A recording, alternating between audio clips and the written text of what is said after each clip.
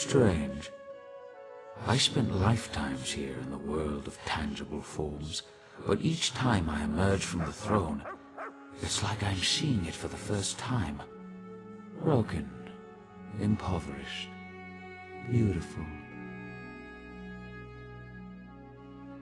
It seems I must delay my work for a time. When I reclaimed my shadow, I learned a great deal.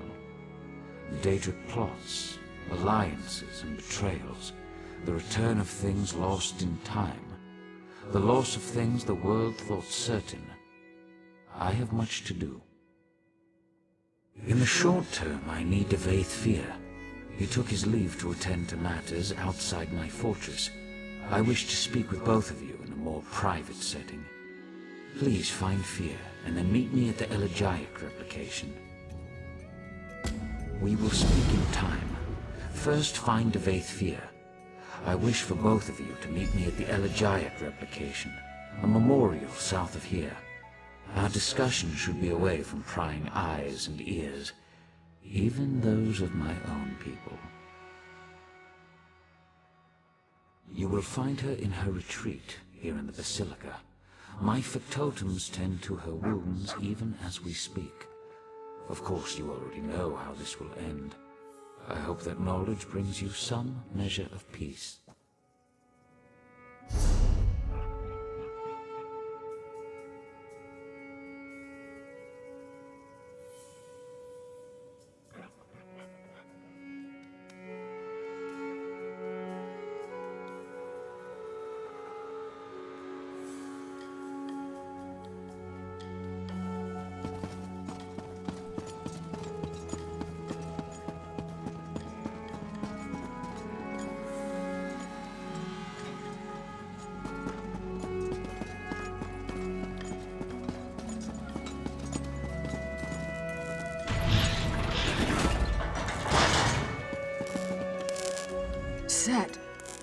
Sotha Sil.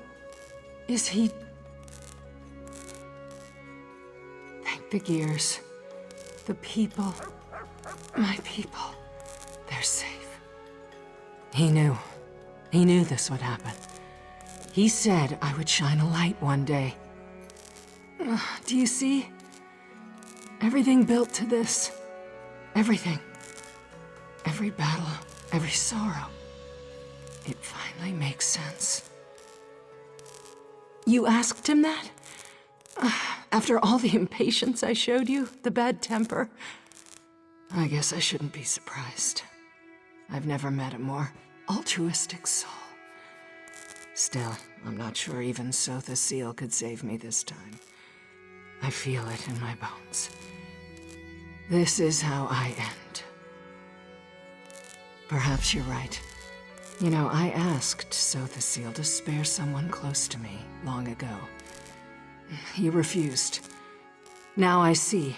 I understand. I'll try to make your choice mean something. You have my word.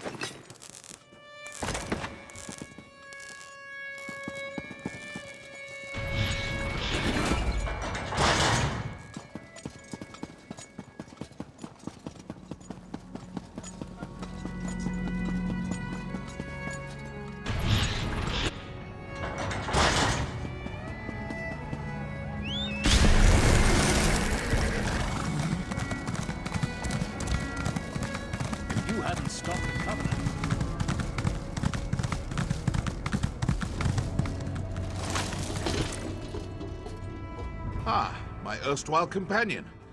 You look remarkably coherent. Most mortals caught in a Daedric tempest would suffer some lasting effects. I'm impressed. Baffled, but impressed. Already? I expected him to wait at least a week before summoning me. Sil's concept of time bears only a faint resemblance to our own. You should set out. I'll be along shortly. You didn't, though. Bully for you. In truth, I sought an alternate route to the throne, through the Everglow. Unfortunately, Nocturnal detected my presence immediately. One of the few burdens of near-divine power. I'm difficult to miss. Trapped? No. Impeded, perhaps? Fortunately, Nocturnal's attention turned to you and the good Proctor when you defeated the Shadow. It gave me the opportunity to pinpoint the object of her fury. You. I followed her to the throne. The rest is history. Taking it all in, I suppose. Surely you won't begrudge me a moment of vulnerability. This place, it is something. I sense that I won't return anytime soon, if at all. When you've lived as long as I have, that actually starts to mean something. One can only marvel at a rival's triumphs for so long before that awe turns to resentment, and I have no time for petty jealousy. I have plans of my own, and countless realms to explore. I can't afford to linger anywhere for long.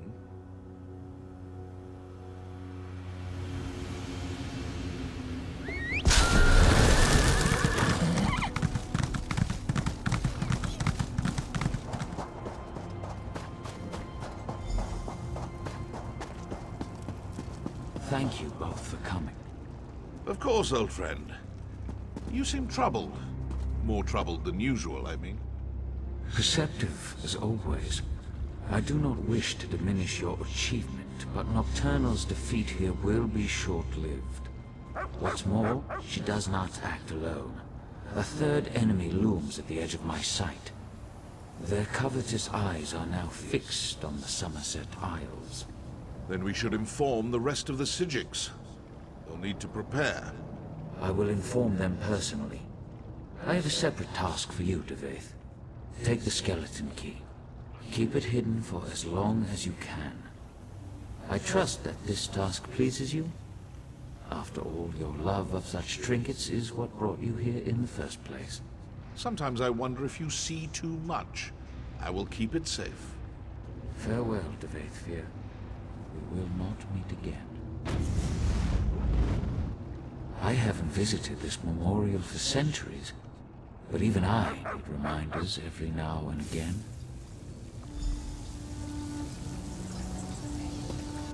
Do you like this place? It took me the better part of a decade to perfect it. Every stone and flower tells a story. Tales of how things were, how they ought to be. I thought about destroying it on more than one occasion. I'm glad I didn't. I know. Ask and I will answer truthfully. Just know that the truth often fails to satisfy.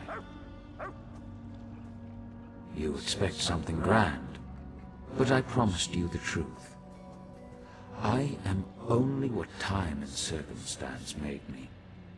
Son of a lost house, friend to a fallen king. Some will tell you that we are the product of our choices. I've never found that to be the case. I am whatever the people need me to be. A guardian, an oppressor. For some, too distant. For others, too meddlesome. I am the canvas upon which they paint their dreams and resentments. A vessel for their hopes and doubts. A mirror, nothing more. I don't. But my companions, Vivek and Almalexia, see their divinity as essential. Godhood brings them joy and purpose. They find meaning in the theatrical. Who am I to deprive them of that?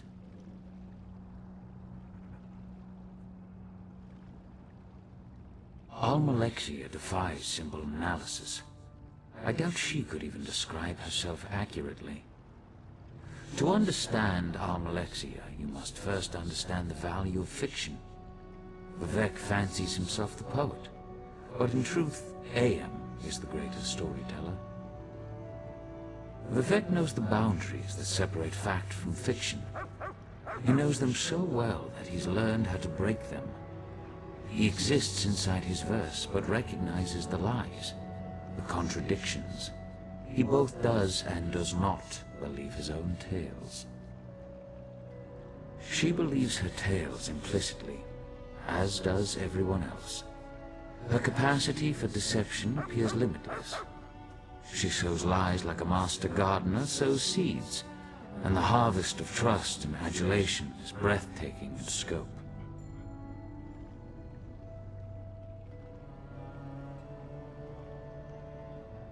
Not in the slightest. As I said, we are, all of us, bound by our nature. Almalexia does what she does because she cannot do otherwise. It will not end well. But then, even the best endings rarely bring joy. Vivek is my brother. He knows my struggles and I know his. That knowledge makes our relationship complicated.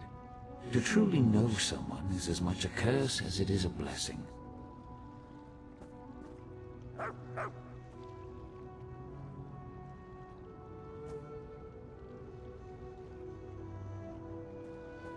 Regret.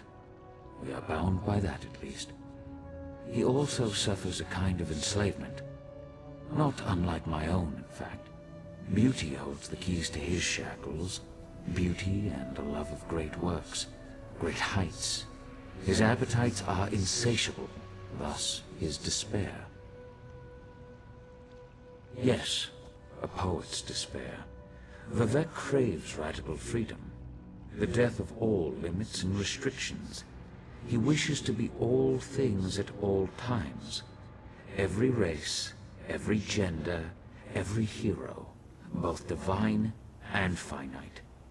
But in the end, he can only be Vivek. Not even remotely. I sometimes ask myself the same thing. May I confess something to you? I suffer from a peculiar ailment. Shall I describe it? I bear the cruel weight of certainty. Total, absolute, relentless certainty. People rarely comprehend the luxury of doubt, the freedom that comes with indecision. I envy you. Indeed, but such questions are flaccid, cursory indulgences that come and go in an instant. The truth is that my actions, both good and evil, are inevitable, locked in time, determined by chains of action and consequence. Compelled.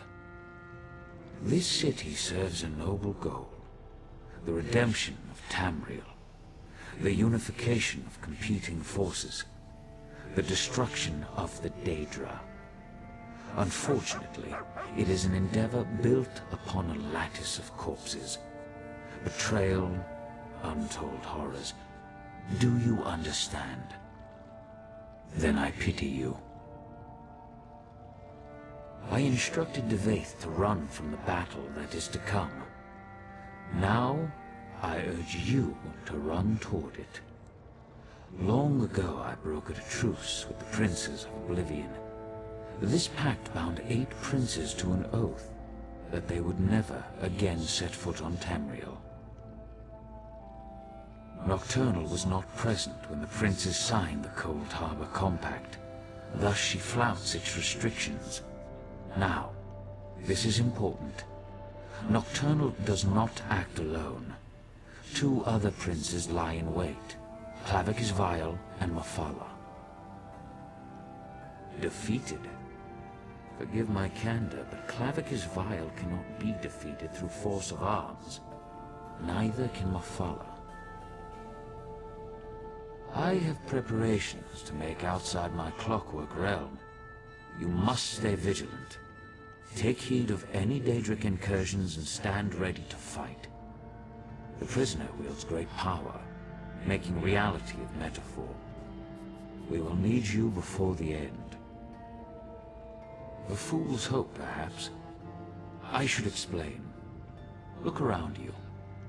All of this exists because it must exist.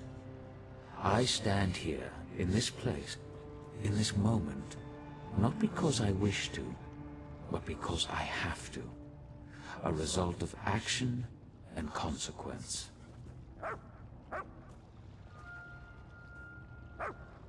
Clever, but incorrect. The prisoner must apprehend two critical insights. First, they must face the reality of their imprisonment. They must see the determinative walls, the chains of causality that bind them to their course.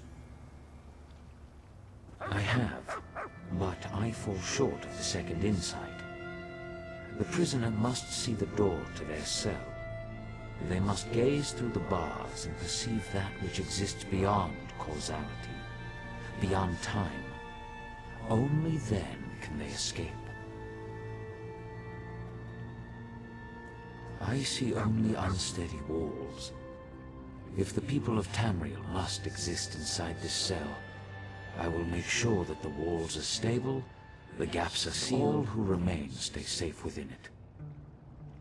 I've met few heroes like you. Very few. I take this matter of the Triad upon myself, but in truth, you may be the one that saves us. The prisoner who frees the world. We shall see. Farewell.